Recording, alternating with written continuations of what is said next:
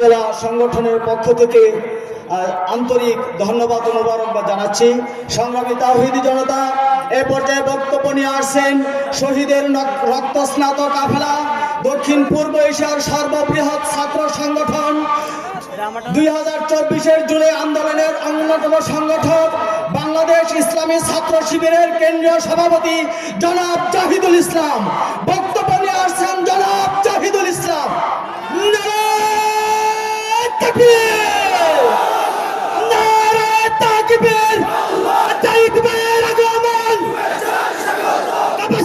পক্ষ থেকে শিবিরের পক্ষ থেকে আইয়ুব ভাইয়ের পক্ষ থেকে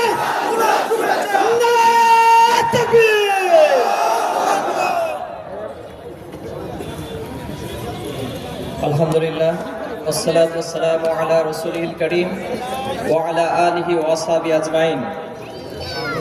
গাজীপুর 4 আসন কাপাসিয়ার আজকের এই ঐতিহাসিক ছাত্র যুব সমাবেশের সম্মানিত সভাপতি, সম্মানিত অতিথিবৃন্দ, উপস্থিত ইসলামী ছাত্র শিবিরের সাবেক কেন্দ্রীয় সভাপতি, গাজীপুর 4 আসনের মনোনীত সংসদ সদস্য প্রার্থী, উপস্থিত ইসলামী ছাত্র শিবিরের ঢাকা বিশ্ববিদ্যালয় শাখার সভাপতি, ডাকসু নির্বাচিত জিএস, অন্যান্য নেতৃবৃন্দ, সাংবাদিক বন্ধুগণ, আমার সম্মানিত মা এবং বোনেরা, সম্মানিত কাপাসিয়াবাসী, আসসালামু আলাইকুম রহমতুল্লাহি ওয়া বারাকাতুহু।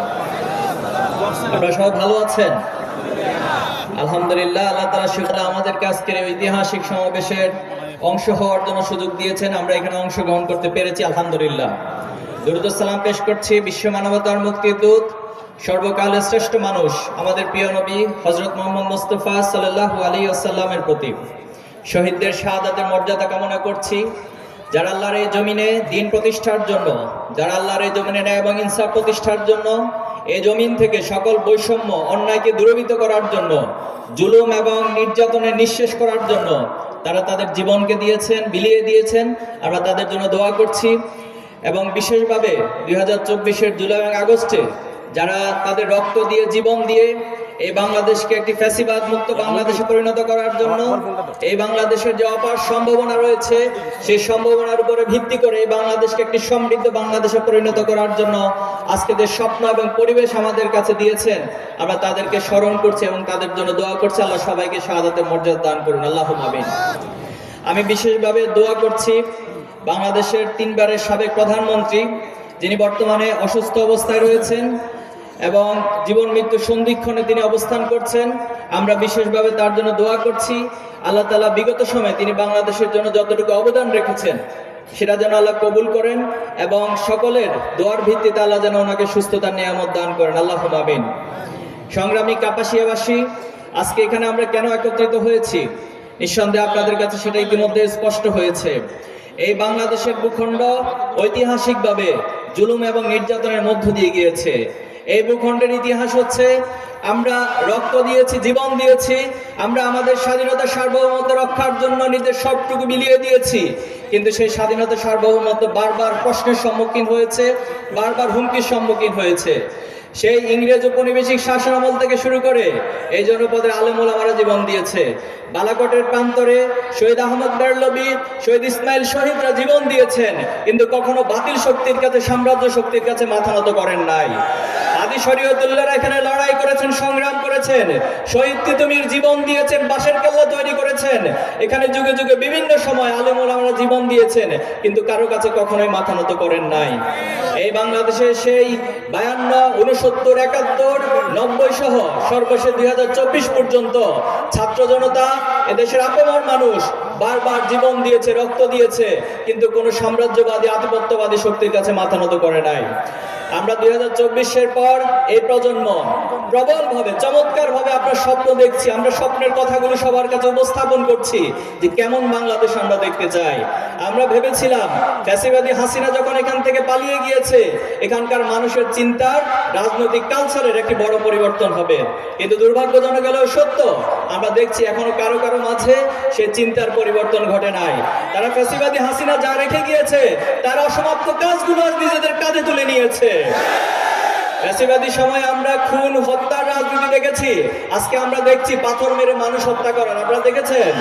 এটা বাংলাদেশের জন্য নির্লজ্জ। নিজের দলে নিজের কর্মীকে শুধুমাত্র চাঁদাবাজির কারণে পাথর মেরে মানুষ হত্যা করা, এটা জুলাই আগস্টের পরে বাংলাদেশে মেনে নেওয়া যায় না। আমরা সিলেটে তাও মিলে দেখেছি, তারা পাথরগুলোকে লুটপাট করে বাড়িতে নিয়ে চলে গেছে। এটা কেমন বাংলাদেশ আমরা দেখতে পাচ্ছি? আজকে যেখানে সেখানে যখন চাঁদাবাজের নাম উল্লেখ করা হয়, তখন একটি বিশেষ দলের নাম সামনে চলে আসে। তারা চাঁদাবাজের নিজের আসে নিজেদের হাতে তুলে নিয়েছে। এমন বাংলাদেশে প্রজন্ম, এই তরুণ প্রজন্ম দেখতে চায় না। আমরা চাই রাজনীতির একটি গুণগত পরিবর্তন হোক। এই সমাজে যারা নেতৃত্ব দিবে তারা সৎ হোক, তারা দক্ষ হোক, তারা দেশপ্রেমিক হয়ে এই বাংলাদেশকে নেতৃত্ব দিয়ে এই বাংলাদেশে যে সম্ভাবনা রয়েছে সেটাকে যথাযথ কাজে লাগাক। আমরা চাই হিংসার রাজনীতি বন্ধ হোক।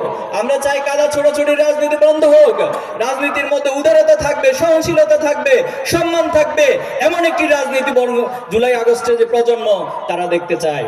আমরা বিশ্বাস করি আজকে যে জোয়ার উঠেছে প্রজন্মের মাঝে, ইসলামী ছাত্র শিবির বাংলাদেশের 4টি গুরুত্বপূর্ণ বিশ্ববিদ্যালয়ের ছাত্র সংসদে এই সমাজের শিক্ষার্থীরা, এই বিশ্ববিদ্যালয়ের শিক্ষার্থীরা যারা সমাজের সবচেয়ে বিবেকবান চৌকুশ, তারা ছাত্র শিবিরকে ম্যান্ডেট দিয়েছে। তারা বুঝতে পেরেছে যে কাদের হাতে বাংলাদেশ নিরাপদ থাকবে, কাদের হাতে এই ক্যাম্পাসগুলো নিরাপদ থাকবে, কাদের হাতে বাংলাদেশের সম্ভাবনাগুলো যথাযথভাবে কাজে লাগানো যাবে, তারা সেটা খুব ভালো করে বুঝতে পেরেছে। আমরা বিশ্বাস করি বাংলাদেশের আপামর মানুষও সেটা বুঝতে পারছে এবং আগামী দিনে তারা তাদের যথাযথ যোগ্য, দক্ষ এবং নেতৃত্বকে তারা বাছাই করতে সক্ষম হবে ইনশাআল্লাহ।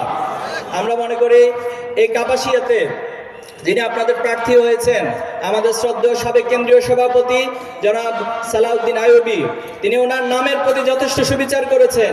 সালাউদ্দিন আইয়ুবী ভাইকে আমি যখন কেন্দ্রে দায়িত্ব পালন শুরু করেছিলাম, ভাইকে সেক্রেটারি জেনারেল হিসেবে পেয়েছিলাম। সে সময় জানেন যে 2020 সালে করোনা এবং লকডাউন ছিল। 20 এবং 21 সালে ভাই কেন্দ্রীয় সভাপতির দায়িত্ব পালন করেছেন।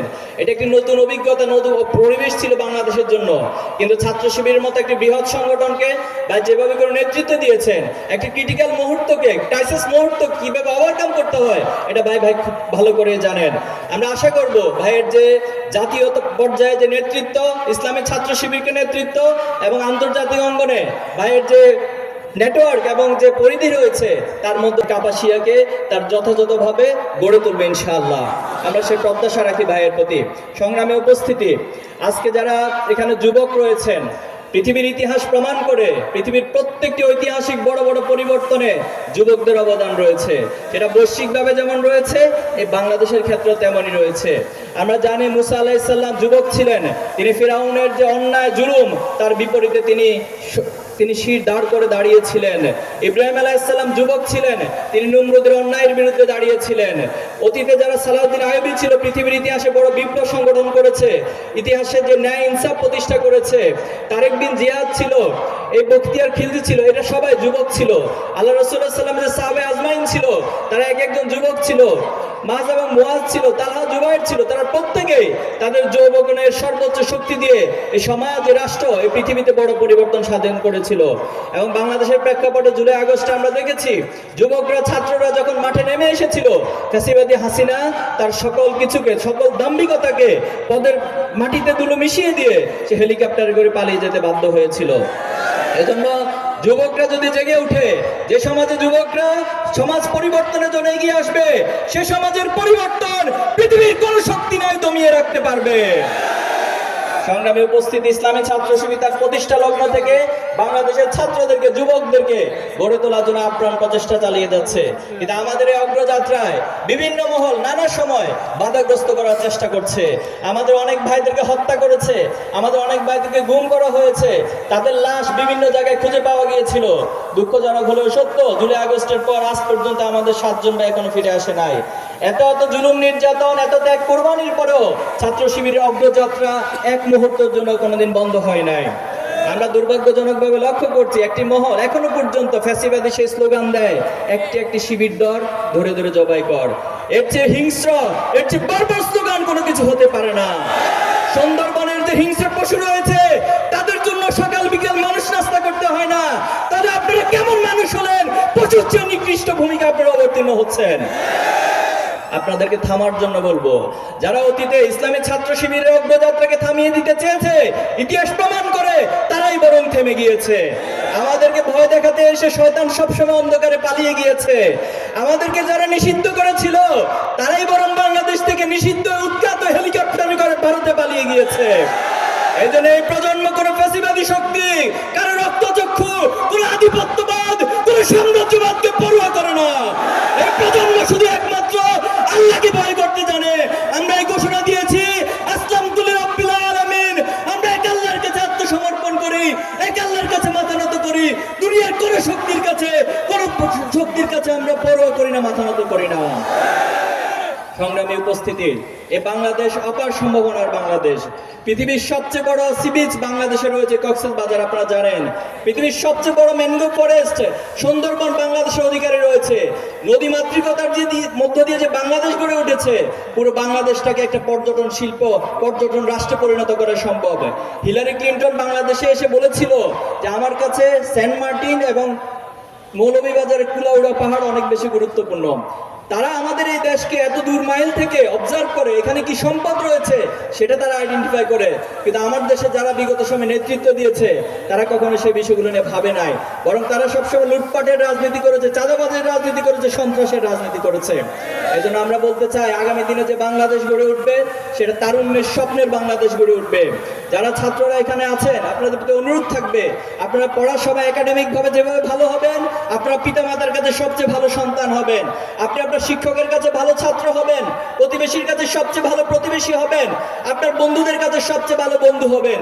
এভাবে করে প্রত্যেক ছাত্রকে, যুবককে তৈরি হতে হবে। মাদক নিয়ে অনেক কথা হয়েছে। এ সমাজে মাদকের ব্যবসা কাদের সিন্ডিকেটের মধ্য দিয়ে পরিচালিত হয় সেটা অতীতে আমরা দেখেছি। এজন্য আমরা চাই আগামী দিনে যে নেতৃত্ব গড়ে উঠবে তার নেতৃত্বের হাত ধরে এই বাংলাদেশ থেকে সকল অন্যায়, অবিচার, সকল অপকর্ম, সকল কিছু দূরীভূত হবে ইনশাআল্লাহ। মা এবং বোনদের উদ্দেশ্যে বলতে চাই, অনেকে নানানভাবে অপপ্রচার চালায়।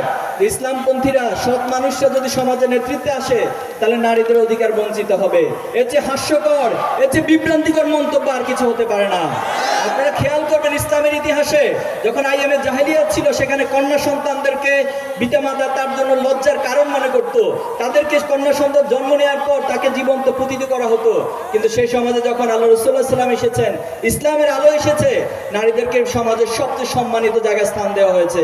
আল্লাহ রাসূলুল্লাহ সাল্লাল্লাহু আলাইহি ওয়াসাল্লামকে একবার প্রশ্ন করেছিল একজন ব্যক্তি যে আমার কাছে পৃথিবীর সবচেয়ে সম্মানিত ব্যক্তিকে? আল্লাহ রাসূলুল্লাহ সাল্লাল্লাহু আলাইহি ওয়াসাল্লাম তিনবার বলেছেন যে তোমার মা, তোমার মা এবং তোমার মা। এভাবে করে নারীদেরকে ইসলাম সম্মানিত করেছে। যে সমাজে তাদের অধিকার ছিল না, তাদেরকে স্বামীর কাছে, পিতার কাছে, সবার কাছে অধিকার প্রতিষ্ঠিত করেছিল। এবং আপনারা জানেন, জ্ঞান অর্জনের ক্ষেত্রে আল্লাহ রাসূলুল্লাহ সাল্লাল্লাহু আলাইহি ওয়াসাল্লাম বলেছেন, তালাবুল ইলমি ফারিদাতুন আলা কুল্লি মুসলিম ওয়া মুসলিমাত। আয়েশা রাদিয়াল্লাহু তাআলা আনহা, আমাদের মা, তিনি ইসলামের ইতিহাসে জ্ঞানের বড় অবদান রেখেছে, হাদিস শাস্ত্রে অনেক বড় ভূমিকা তিনি রেখেছেন। এজন্য আমরা বিশ্বাস করি, যদি বাংলাদেশের সৎ নেতৃত্ব প্রতিষ্ঠিত হয়, বাংলাদেশে যদি ইসলামপন্থীরা ক্ষমতায় আসে, তাহলে অবশ্যই নারীদেরকে সবচেয়ে বেশি সম্মান, নিরাপদ এবং তাদেরকে তাদের অধিকারের ক্ষেত্রে সবচেয়ে বেশি গুরুত্ব দেওয়া হবে। আসুন আমরা সকল ভেদাভেদ ভুলে গিয়ে এই বাংলাদেশের যে সম্ভাবনা রয়েছে সেই সম্ভাবনাগুলোকে ঐক্যবদ্ধভাবে হাতে হাত রেখে আমরা সেটাকে কাজে লাগাই এবং আগামী দিনে আমরা যার যার জায়গা থেকে এই সমৃদ্ধ বাংলাদেশ গড়ার ক্ষেত্রে ভূমিকা রাখি। আমি কাপাসিয়ারবাসীর কাছে জানতে চাই, আজকে যিনি আপনাদের প্রার্থী রয়েছেন সালাউদ্দিন আইয়ুবী ভাই, তিনি কি একজন সৎ মানুষ? তিনি কি দক্ষ মানুষ? তিনি কি তারুণ্যের অহংকার? আপনারা কি পারবেন এই নেতৃত্বকে আপনাদের নেতা হিসেবে তৈরি করতে? আপনাদের সবার কাছে আহ্বান থাকবে, কাপাসিয়াবাসীর প্রত্যেক ঘরে ঘরে গিয়ে আগামী দিনে যে জোয়ার উঠেছে ন্যায় এবং ইনসাফের প্রতিবিকের পক্ষে, আপনারা আমাদের সালাউদ্দিন আইয়ুবী ভাইকে এই কাপাসিয়ার নেতা হিসেবে তৈরি করবেন ইনশাআল্লাহ। আমরা আল্লাহর কাছে সাহায্য চাই, আল্লাহ আমাদের সহায় হোক, এই তারুণ্যের স্বপ্নগুলো এই বাংলাদেশের জমিনে বাস্তবায়িত হোক। আমিন। নাসরুম মিনাল্লাহি ওয়া ফাতহুন কারীব ওয়া বাশশিরিল মুমিনিন। আসসালামু আলাইকুম ওয়া রাহমাতুল্লাহি ওয়া বারাকাতুহু।